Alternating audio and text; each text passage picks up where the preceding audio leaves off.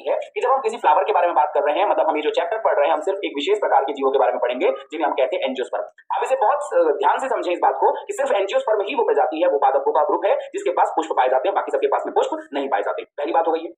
जब हम पुष्प के बारे में पढ़ते हैं तो पुष्प में 3-4 बातें नजर आती हैं। इसकी आकार की पढ़ना, इसकी शारीरिक की पढ़ना, अलग अलग संरचना है। इन सबको जब हम पढ़ते हैं तो पुष्प मतलब यहां पर आ गया, पुष्प मतलब हो गया पादपों का लैंगिक अंग। मतलब क्या आ गया यहां पर? लैंगिक अंग के बारे में हम पढ़ने जा रहे हैं। मतलब जिसके पास पुष्प है वो सेक्सुअल रिप्रोडक्शन करेगा। तो पादप आवृत्त बीजियों में, पुष्पीय पादप आवृत्त बीजियों में लैंगिक जनन करता है, वो है हमारा पुष्प। पुष्पों के अध्ययन को, पुष्पों के बारे में पढ़ना, उन्हें उगाने के बारे में सोचना, उनकी खेती करना फ्लोरिकल्चर कहलाता है। ये टॉपिक भी आपको बहुत बेसिक तरीके से समझ में आ जाना चाहिए कि व्हाट इज फ्लोरिकल्चर। पौधों का अध्ययन करना, पौधों को उगाना, उसकी खेती करना फ्लोरिकल्चर कहलाता है। ठीक है, आगे बढ़ते हैं। चलिए, तो हमारे सामने एक पुष्प है, पुष्प के पास कौन कौन सी संरचनाएं होती हैं हमें ये पता होना चाहिए। तो अभी हम नर और मादा दोनों के बारे में समझने की कोशिश करेंगे। तो पुष्प के पास में क्या क्या चीजें होती है, सबसे ध्यान से बेसिक से स्टार्ट करते हैं, तब हम डिटेल में जाएंगे। सबसे पहले किसी पुष्प के पास में जिस जगह को आप पकड़ते हैं वो एक डंठल होता है, नीचे एक आधार रहता है जिसे हम कहते हैं पुष्पाशन। पुष्पाशन का मतलब होता है थैलेमस। ठीक है, हिंदी और इंग्लिश दोनों में समझ के रखिएगा। हम पुष्पाशन के हिस्से को थैलेमस कहते हैं। आपने देखा होगा गुलाब के नीचे नीचे हरा हरा एकदम डीपली बड़ा भाग जिसमें पूरा पुष्प आसन बनाकर रखा है, पुष्पाशन। लोटस में देखा होगा आपने, आपने गुड़हल में देखा होगा आपने, बाकी जितने भी पुष्प देखे सबके नीचे बेस होता है। एग्जाम्पल के लिए आप ये पौधा देखिए, इसका ये नीचे वाला आधार जो है ये पुष्पाशन है। पुष्पाशन के ऊपर की तरफ में यहाँ पर क्या होता है, ये पुष्पाशन वाला भाग इसी जगह पर यहां से ऐसा आगे बढ़ता है और इस तरह से ऐसा गोल भाग का निर्माण करता है और ये स्ट्रक्चर ऊपर की तरफ में जाता है। सबसे अंदर की तरफ इसने एक विशेष संरचना का निर्माण कर रखा है, सबसे अंदर संरचना का निर्माण किया है और इस संरचना को हम 3 विभागों में बांटते हैं। ध्यान से सुनना मेरी बात को। सबसे ऊपर यह भाग है हमारा वर्तिका, इसे हम क्या कहते हैं? वर्तिकाग्र शायद कहते हैं, इसे वर्तिका कहते हैं, इंग्लिश में वर्तिकाग्र कहते हैं। ठीक है, हम इसे वर्तिकाग्र कहते हैं, मतलब इसे कहा जाता है स्टिग्मा। ठीक है, इसके नीचे की ये जो लाइन है ये, अच्छा उसका क्या कार्य है थोड़ी देर में आपको समझ में आएगा। वर्तिकाग्र ये हो गया वर्तिका, इसे हम कहते हैं स्टाइल, ये पॉइंट हो गया। इसके नीचे ये जो बड़ा सा फूला हुआ संरचना दिखाई दे रहा है इसे हम कहते हैं अंडाशय। हम इसे क्या कहते हैं? अंडाशय कहते हैं। अंडाशय वाले पॉइंट पे हमें ये पॉइंट समझ के रखना है कि ये क्या पॉइंट होगा। ठीक है, और अंडाशय वाला पार्ट है। तो अंडाशय में हमें क्या क्या चीजें करनी है भाई? तो अंडाशय मींस हो गया ओवरी, ये पॉइंट हो गया। अंडाशय के भीतर अगर हम देखें तो अंडाशय वाले पार्ट में यहां पर ये ध्यान रखना कि एक विशेष प्रकार का यहां पर छोटी छोटी संरचनाएं होती हैं जिसे हम कह सकते हैं ओव्यूल, बीजांड कहते हैं। ठीक है, तो ये संरचना जो छोटी छोटी दिखाई दे रही है इसे हम कहते हैं ओव्यूल या हम इसे कहेंगे बीजांड कहते हैं इसे। ठीक है, ये पार्ट हो गया। इस जिस बीजांड जिस आसन में लगा हुआ रहता है उसे हम सब कुछ पढ़ेंगे, बाद में हम डिटेल करेंगे इसको। ये तीनों एक साथ मिलाकर बेटा एक साथ हम इन्हें कहते हैं स्त्री केसर। ठीक है, स्त्री केसर या इंग्लिश में इसे हम लोग पढ़े तो ये होता है कार्पल्स या पिस्टल। कार्पल्स पिस्टल दोनों वर्ड एक ही है, कार्पल्स पिस्टल। इन ये एक है, अगर ये एक है तो ठीक बात है, स्त्री केसर एक है। अब ऐसा पुष्पों में बहुत सारे हो सकते हैं तो इनका पूरा बंच, इनका पूरा गुच्छा, बंच बोल सकते हैं यहाँ पर, गुच्छा पूरा का पूरा एक साथ जब हम इसे देखते हैं तो हम उसे कहते हैं गायनोशियम।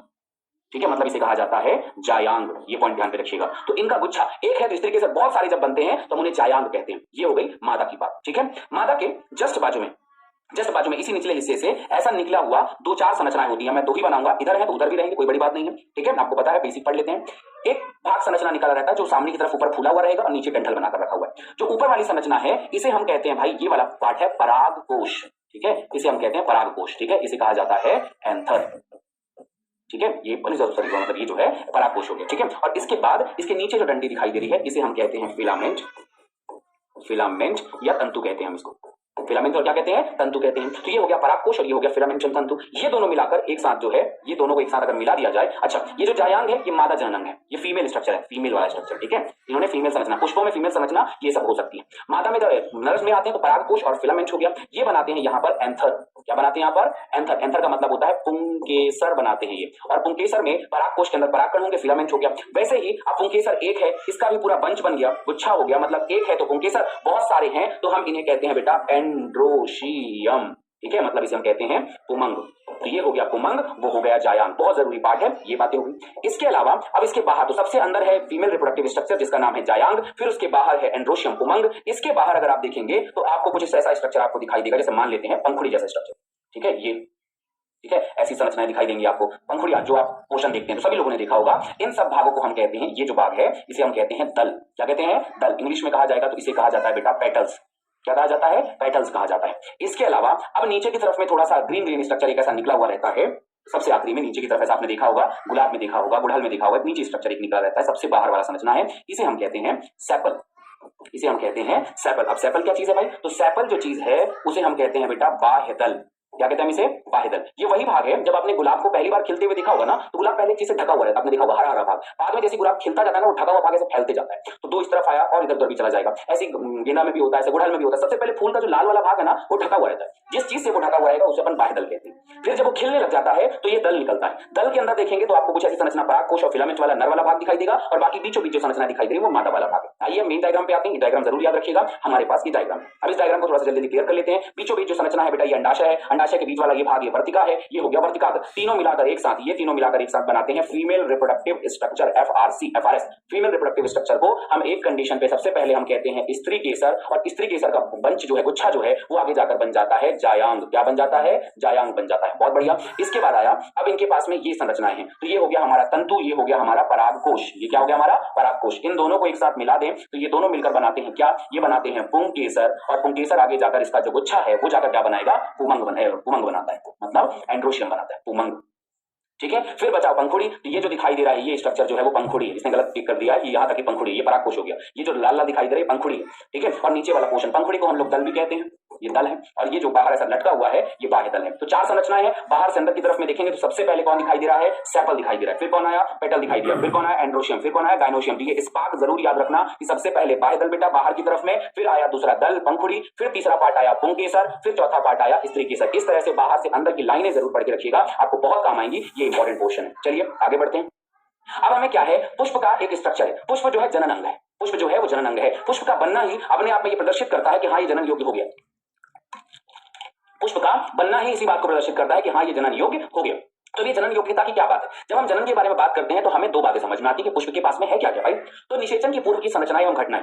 पुष्प जब परिपक्व हो जाएगा तो वो निषेचन करवाएगा। मैंने पहले पढ़ाया था कि लैंगिक जनन की तीन अवस्थाएं होती हैं, निषेचन, निषेचन पूर्व, निषेचन पश्चात। तो निषेचन से पहले ये परिपक्व होते हैं, तो क्या क्या घटनाएं होती हैं, क्या क्या संरचनाएं हैं, क्या क्या उनके पास में होता है, वही हम पढ़ने जा रहे हैं। तो पुष्प के प्रिमोडियल में, पुष्प के ऊपर में उनका विभेदन होना, बनना, क्योंकि हमेशा फूल पुष्प पौधे पुष्प नहीं बनाते, किसी विशेष भाग में मॉडिफिकेशन होता है। आपको पता है ना, पुष्प जो है मॉडिफिकेटेड तना है, तना का रूपांतरण है ये। तो तने का प्ररोग का रूपांतरण, सॉरी नॉट हमेशा तना बस नहीं है, रूपांतरण है प्ररोग का। तो प्ररोग के रूपांतरण के बाद ये बनता है। तो ये जो बनने वाली प्रक्रिया है ये प्रारंभ हुआ है। पुष्पकम की रचना होती है, पुष्प कलिका, बाद में पुष्प बनने लग जाता है। तो आप इस बात को बिल्कुल ध्यान में रखिएगा कि पुष्प क्या है भाई? पुष्प याद रखिएगा एक रूपांतरित प्ररोग है। पुष्प रूपांतरित प्ररोग है, उसको रूपांतरण करके ही ये बना हुआ है। शुरुआती अवस्था में कुछ ऐसा ढका, ये दिख रहा है, ये जो दिख रहा है ना ढका हुआ, इसी चीज को मैं कह रहा था, यही है आपका सेपल, यही आपका सेपल। और ये जो रेड रेड दिखाई दे रहा है ये आपका पेटल है। पेटल का मतलब क्या हो गया? ये हो गया दल, और ये जो दिखाई दे रहा है ये है आपका बाह्य दल। पॉइंट ध्यान पे रखिएगा, ठीक है। अभी इमेजिन आपको हो जाएगा। तो शुरुआत में ऐसी कलिका बनाकर रखता है, और कलिका बनाने के बाद फिर बाद में ये डेवलप हो जाता है, ऐसा फूल खिल जाता है। ये फूल जो खिल गया है, ये जो येलो येलो दिखाई दे रहा है ना आपको, ये येलो येलो पोर्शन आप देखना, गुड़हल का पौधा आपने बहुत देखा होगा, ये जो येलो पोर्शन दिखाई दे रहा है ये आपका पुंकेसर वाला भाग, ठीक है। और इसके ऊपर में देखना, अब जैसे आप देखोगे ना तो ये ऊपर में रेड दिखाई दे रहा है, देखो इस पुंकेसर से ऊपर की तरफ देखो आप, ये पोर्शन जो आप दिख रहे हो ये वाला, ये आपको ये दिखाई दे रहा है, ये जो पोर्शन है आपका, ठीक है। फिर से आते हैं एक बार, ये जो पोर्शन है आपका, इसे गौर से देखिए थोड़ा सा, ये पोर्शन जो आपको ऊपर की तरफ में दिखाई देगा, इसके ऊपर ये वाला भाग जो है ये जायांग पुंकेसर है, और ये होता है स्त्री केसर, ठीक है। अब ये एक है तब तो बढ़िया बात है, बहुत सारे हैं तब फिर इसे अलग अलग तरीके से हम पढ़ते हैं। तो ये चार भाग हो गए आपके।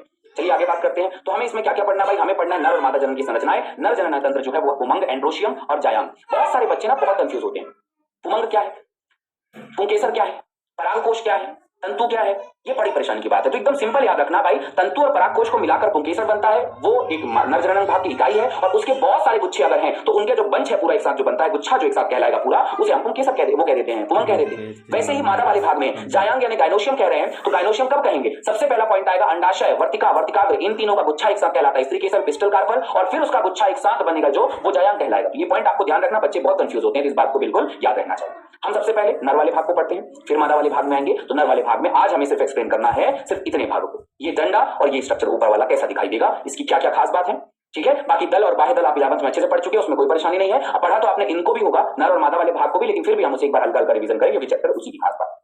अगर हम एक देखें तो हमें क्या क्या चीज, हम तो पढ़ेंगे पुंकेसर, एंड्रोशियम के बारे में,